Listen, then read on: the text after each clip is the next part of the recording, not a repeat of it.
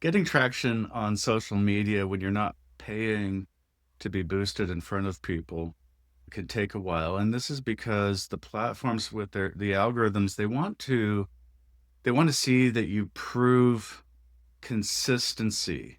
And imagine if you were watching a television show and you were just getting into it on television, and then you find out that the show after the first season isn't being renewed.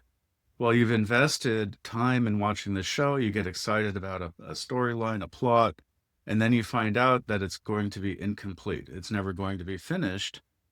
After a series of these types of shows where you have just one season and no finishing of the storyline or the plot, after a while as the viewer, you get tired. You get tired of investing the time and being unfulfilled, so to speak. So what happens is that you lose faith and you lose the desire to continue watching new shows as they come out. So think about that, the impact that that has to the television network. Well, similarly, the social media platforms, they want to make sure that people who are creating content are committed and that they aren't going to just drop off the radar after a couple shows if they're not getting the results. So the algorithms test people.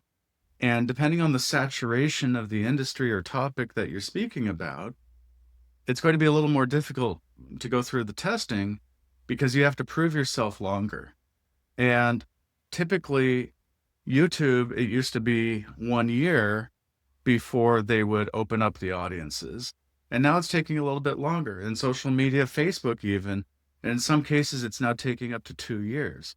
So what does that mean? It means you have to be consistently producing content without an immediate expectation of a result. So you have to think about what's the reason behind the content that you're creating? Are you just creating it to help people?